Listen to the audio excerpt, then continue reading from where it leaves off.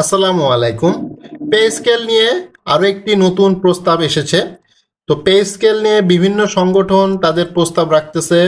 বিভিন্ন অ্যাসোসিয়েশন, কর্মচারী সংগঠন এবং আন্তঃবিশ্ববিদ্যালয় সংগঠন সহ সকলের কাছ থেকে জাতীয় বেতন কমিশন তাদের মতামত নিচ্ছে।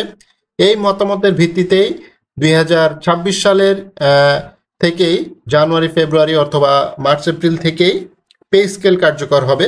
তো নতুন যে প্রস্তাব এসেছে সেই প্রস্তাবে বলা হয়েছে সর্বনিম্ন 35,000 টাকা এবং সর্বোচ্চ 1,40,000 টাকা বেতন নির্ধারণ করতে হবে এবং 21 দফা দাবি জানিয়েছে বাংলাদেশ আন্তঃবিশ্ববিদ্যালয় কর্মচারী ফেডারেশন।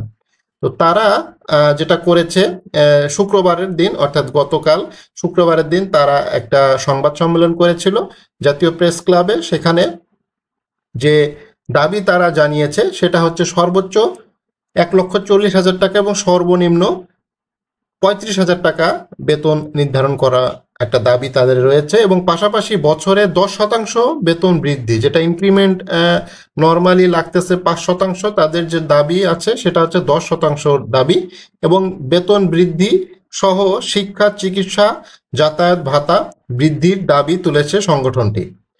তো এখানে লিখিত বক্তব্যে তারা জানায় 2015 সালের বৈষম্য মুক্ত অষ্টম পে স্কেল কার্যকরের পর থেকে দীর্ঘ 11 বছর ধরে বাংলাদেশ সর্বস্তরের কর্মচারীরা বৈষম্য মুক্ত নবম পে স্কেল ও 7টি দাবি জানার জন্য বিভিন্ন মানববন্ধন স্মারকলিপি তারা দিয়েছে।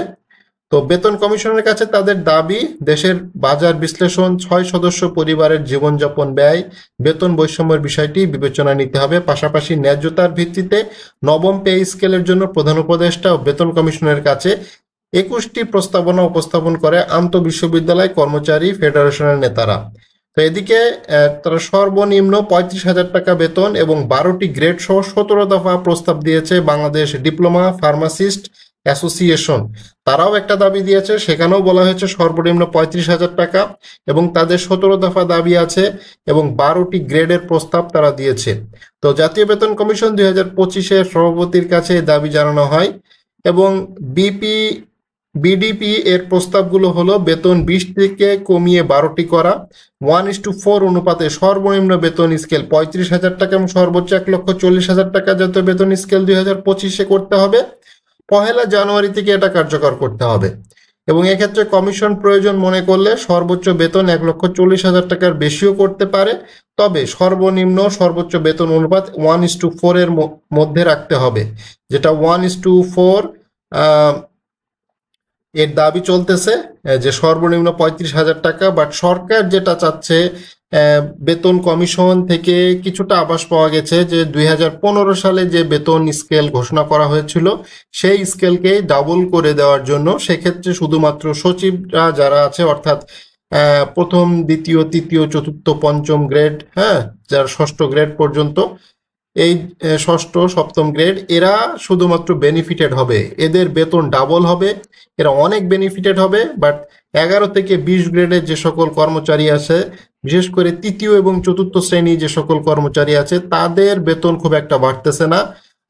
যেটা হচ্ছে সর্বনিম্ন হয়তো 16,000 টাকা হতে পারে বেসিক, 8,250 টাকারে 2 দিয়ে গুণ করলে সর্বোচ্চ 16,500 এরকম কিছু আসে।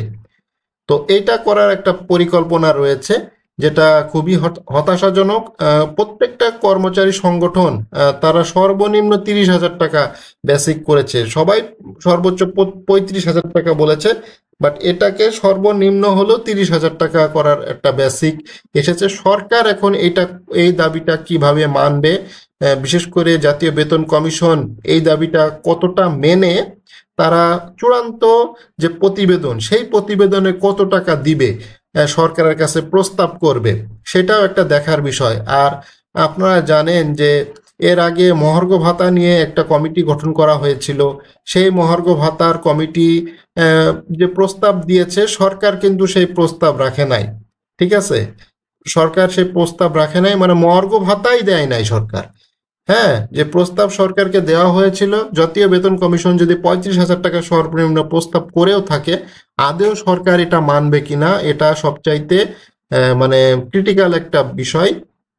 সরকার এটা মনে হয় না মানবে। ঠিক আছে, সরকার, আর এখানে তো আমলাদের চাপ রয়েছে, সচিবদের একটা বড় সড়ো চাপ রয়েছে, তারা কখনোই চাবে না যে তাদের পার নিচে থাকা যে সকল কর্মচারী আছে তারা যদি তাদের সমপর্যায়ে বেতন ভাতা পেয়ে থাকে তাহলে তো সচিবদের আসলে কোনো দাম থাকলো না। সচিবদের তেল মারার তো আর সাচ্চার বলার একটা যে প্রচলন রয়েছে, হ্যাঁ, সেটা তো বন্ধ হয়ে যাবে। ঠিক আছে, তো সচিবরা কখনোই চাবে না যে তাদের থেকে এই কর্মচারী, বিশেষ করে তৃতীয় এবং চতুর্থ বা এই যে অফিসের পিয়ন, হ্যাঁ, অফিস সহায়ক যারা আছে, মালি, হ্যাঁ, এরা যাতে বেশি টাকা পেয়ে গেলে এদের দিয়ে তো আসলে সচিবরা কাজ করাইতে পারবে না।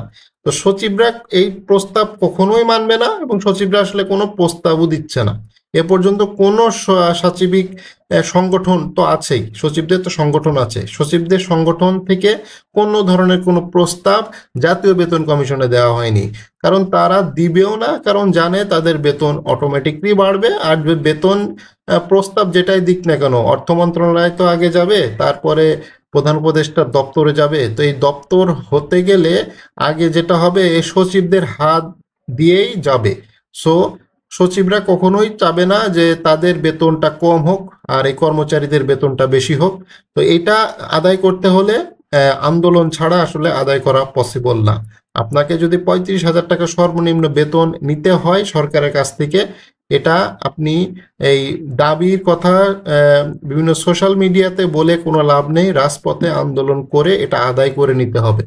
আপনারা যদি রাজপথে সেইভাবে বেগবান আন্দোলন করতে পারেন তখনই 35,000 টাকা বেতন সর্বনিম্ন হতে পারে। অন্যথায় এই সোশ্যাল মিডিয়া বলেন, প্রেস কনফারেন্স বলেন, বিভিন্ন দাবি বলেন, মতবাদ বলেন, এগুলো দিয়ে আসলে কোনো কিচ্ছু লাভ হবে না। আপনাকে রাজপথে নেমে ওই 35,000 টাকা সর্বনিম্ন বেতন বা বেসিক যেটা বলেন সেইটাকে আদায় করতে হলে রাজপথে নামতে হবে। এছাড়া কোনোভাবেই সম্ভব না। আর সচিবরা কখনো এটা মেনে নিবে না। ঠিক আছে, সচিবদের এখনো মানে আপনারা এখন তো ওই রাজপথে না নেমে বিভিন্ন দাবি দাবা সোশ্যাল মিডিয়া এবং প্রেস কনফারেন্স করতেছেন, তো ওই জন্য সচিবরা চুপচাপ বসে আছে। বাট এটা যখন বড়সড় আন্দোলন হয়ে যদি মানে একটা মানে বিদিকিস্ত্রী অবস্থা হয়ে যায়, তখন সচিবরা দেখবেন একটা বিভিন্ন প্রস্তাব দিচ্ছে, হ্যাঁ, কর্মবিরতি, কলম বিরতি, এইগুলো শুরু হয়ে গেছে। সচিবদের খেলা তো আপনারা জানেন, তো এর আগেও করেছে তারা বিভিন্ন সরকারের সময় বা বিভিন্ন মন্ত্রণালয়ে এই ধরনের খেলা হয় এবং আগুন পর্যন্ত তারা ধরিয়ে দিয়েছে। ঠিক আছে, নিজেদের মন্ত্রণালয়, নিজেদের অফিসে আগুন পর্যন্ত ধরিয়েছে এই সচিবরা। তো এইটা অবশ্যই মাথায় রাখতে হবে। তো এই প্রস্তাব যদি বাস্তবায়ন করতে হয় আপনাদেরকে এক হতে হবে এবং এটা বড়সড় আন্দোলনের না হলে আসলে এই প্রস্তাবগুলো শুধু প্রস্তাবই থাকবে, বাট কার্যকর করতে গেলে আপনাদেরকে অনেক কষ্ট করতে হবে এবং কষ্টের ফসল হিসাবে হয়তো 35,000 টাকা সর্বনিম্ন বেসিক সেটা আসলেও আসতে পারে। সেক্ষেত্রে ধৈর্য ধারণ করতে হবে এবং আন্দোলন চালিয়ে যেতে হবে, না হইলে এটা কোনোভাবেই সম্ভব না।